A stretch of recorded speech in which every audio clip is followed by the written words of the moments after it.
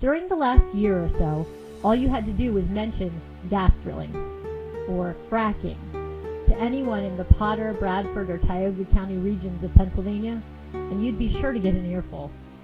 Everyone in the area has experiences, opinions, ideas, and concerns about the fact that we live smack dab in the middle of the Marcellus Shale.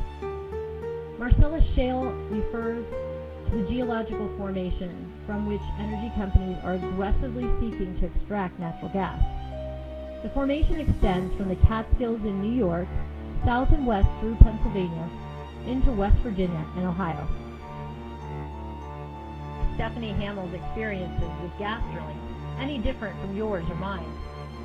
In many ways, nothing. Except she decided to take hers public. Hamel's book, Gas Drilling and the Fracking of a Marriage, is a gift to all of us. An honest, thoughtful, bittersweet reflection.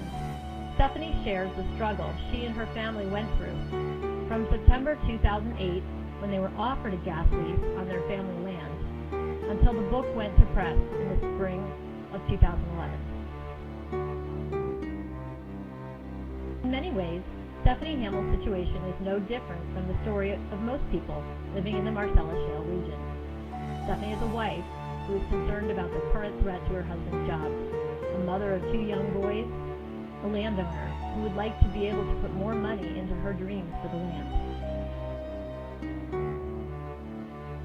Hamel, however, also has the training that gives her a full perspective on the environmental concerns at play here.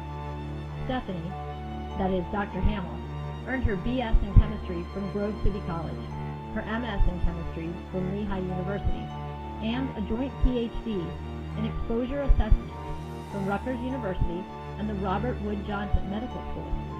She has also done postgraduate research in the Department of Plant Sciences at Rutgers. She is a chemist who loves the soil, the land, and people. She has studied extensively about the chemicals we use and the effects they have on our bodies. Though Hamel's background as a scientist and a researcher give her a distinctly more academic approach to looking at a problem, she nevertheless decided to write this book from a very personal viewpoint. Stephanie explains in her notes and disclaimers at the beginning of her book, this is a true story, written first in diary form and in notes taken during telephone conversations. It reflects a developing knowledge of the natural gas industry and the legalities associated with land ownership and gas leasing. The story opens with Stephanie's email to her friend Frank, a colleague from Rutgers who works with the DEP in New Jersey, whose background is hydrogeology.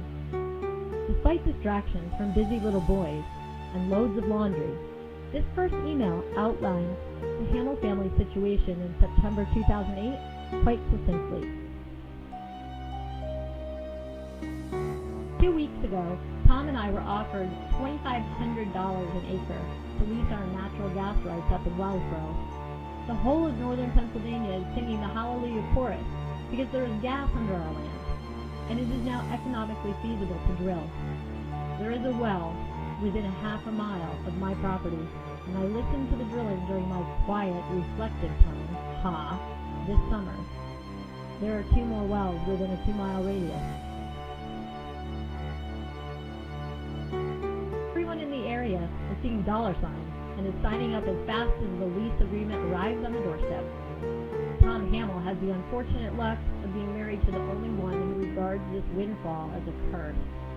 Frank, it is very easy for me to criticize unrestrained fossil fuel consumption, but it is much more challenging to put my money where my mouth is when a large sum of money is at stake. The thing I love about Stephanie is that she doesn't shirk from discussing the hard truths of our own inherent contradictions. When we strive to be both stewards and consumers, activists with principles, yet humans with wants and needs. Stephanie has both a wry sense of humor and a critical eye on hypocrisy. One of my favorite scenes showing Stephanie's humor is her example of the gas grill that she proudly rescued from a landfill. For a few dollars, she fixed the bad burner, and she was pleased to reduce, reuse, and recycle. That is, until she walked out on her back porch after writing and recognized with shock what powered that growth.